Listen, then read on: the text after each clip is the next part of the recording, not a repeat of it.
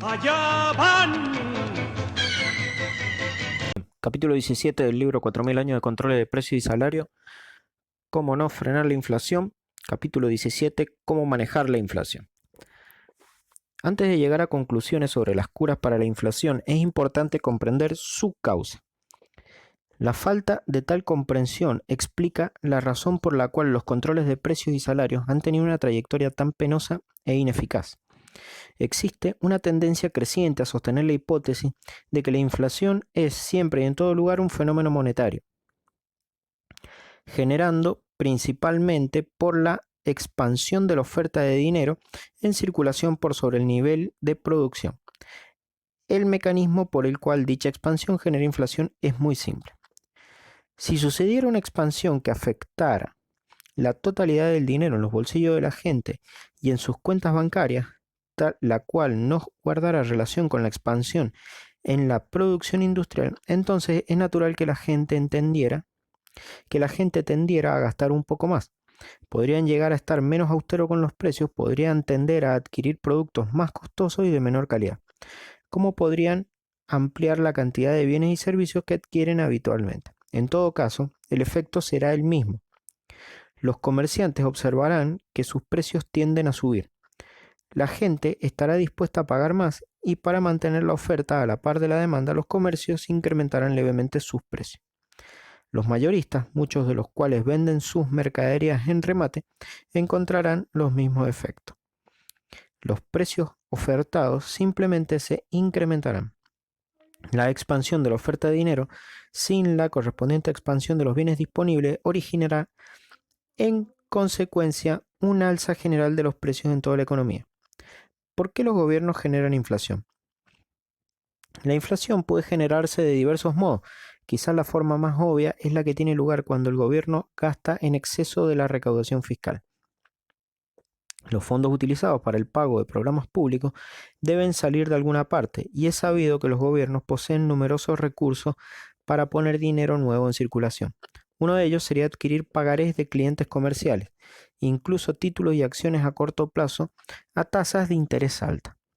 Otro recurso sería simplemente incrementar el número de empleados públicos y asegurarse de que perciban sus remuneraciones. En cualquiera de estas circunstancias, la nueva moneda ingresa a la economía debido a la acción del gobierno. El gobierno debe imprimir nuevos billetes, acuñar nuevas monedas y extender nuevos créditos. Existen, por supuesto, numerosas presiones sobre el gobierno que tienen como propósito inflar la existencia de moneda. Es posible que las presiones de los empleados públicos para obtener incrementos salariales sean irresistibles. Podría ser que el gobierno creyera que está desarrollando una política económica afinada y que en realidad no se producirían incrementos de precios si emite moderadamente. Posiblemente el gobierno tenga la intención de estimular la economía fundamentando sus medidas en la creencia de que los precios más elevados incrementarán la producción. Recuérdese la ley de Say, la cual establecía que la oferta produce su propia demanda. Esta es su reverso exacto. Es posible que las empresas consideren que sus márgenes son escasos debido a la presión ejercida por los sindicatos para mantener mejoras en los salarios y en las condiciones de trabajo. Por lo tanto, dichas empresas venden valores que el gobierno adquiere. Puede haber un número infinito de razones. Finalmente, sin embargo, el gobierno y sus dependencias son la causa fuente. Hay otros motivos egoístas que pueden favorecer al gobierno. Una situación inflacionaria trae aparejada más negociaciones salariales y aumentos en los salarios promedios. En consecuencia, los ingresos pasan a categorías impositivas más elevadas. El gobierno tiene mayor recaudación y los contribuyentes no disponen de ningún medio para evitar el deterioro de su salario real.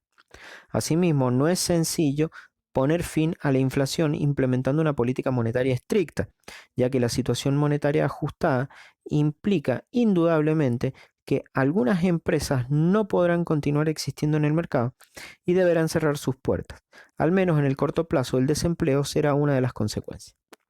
Los problemas de la inflación.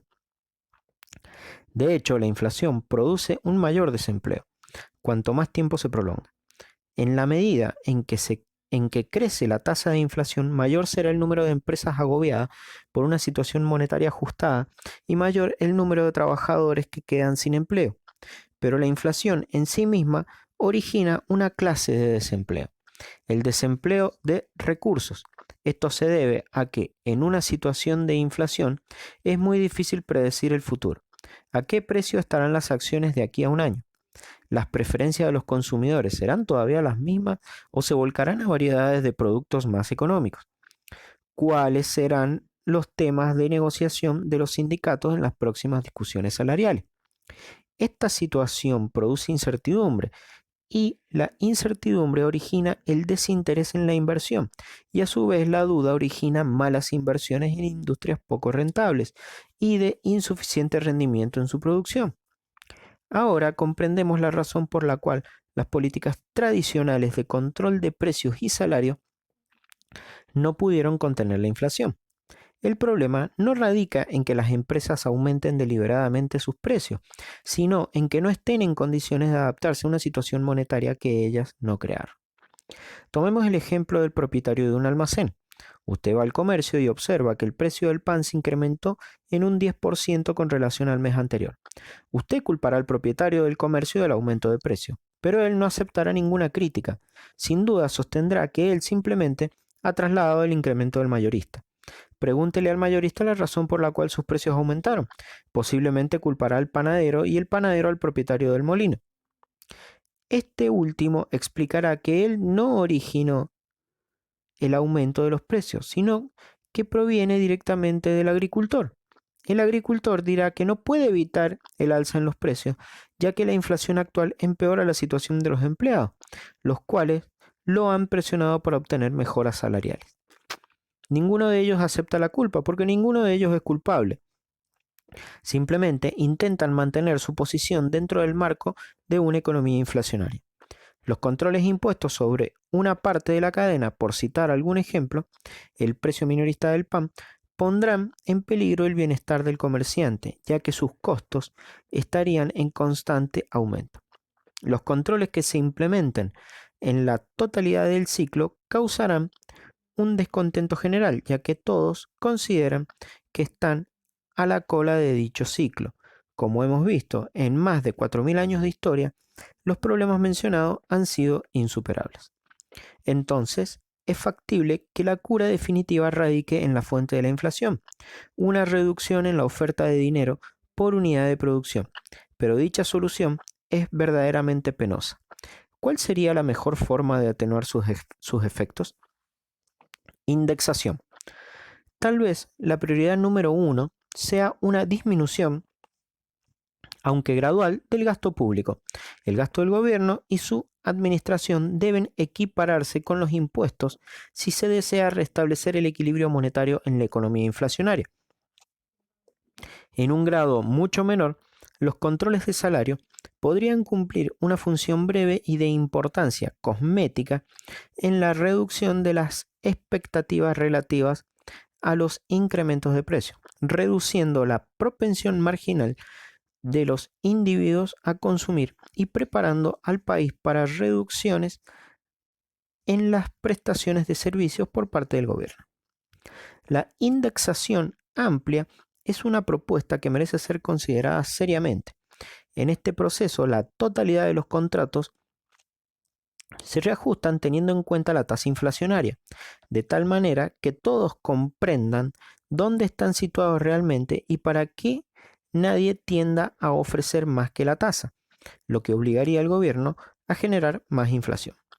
Por ejemplo, en la negociación de salarios en una economía inflacionaria, los sindicatos negocian no solamente respecto del dinero perdido a causa de la inflación, sino también por la suma que consideran que perderán en el siguiente periodo de vigencia del contrato.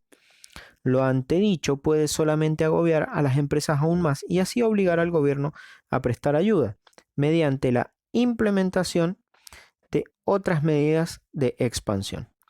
Milton Friedman opina con respecto a esta propuesta que una de las primeras cosas que haría consiste en mitigar algunas de las penurias y distorsiones que actualmente derivan de la inflación.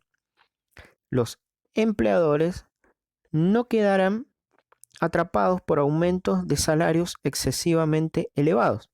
Los prestatarios no quedarán atrapados por pagos de intereses excesivamente elevados, ya que se moderarán las tasas aplicadas sobre préstamos pendientes cuando la inflación ceda.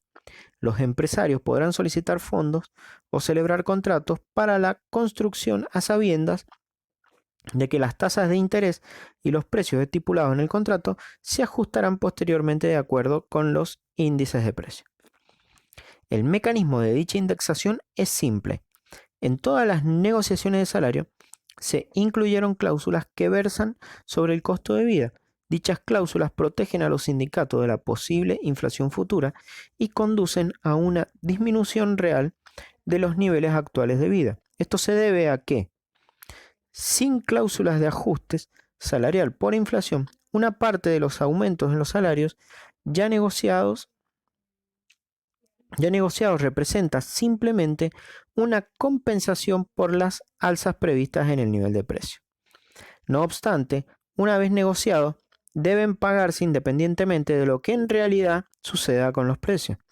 Desechando las expectativas en exceso, los contratos indexados de acuerdo con el índice de costo de vida disminuyen la presión ejercida sobre el gobierno para continuar con la inflación.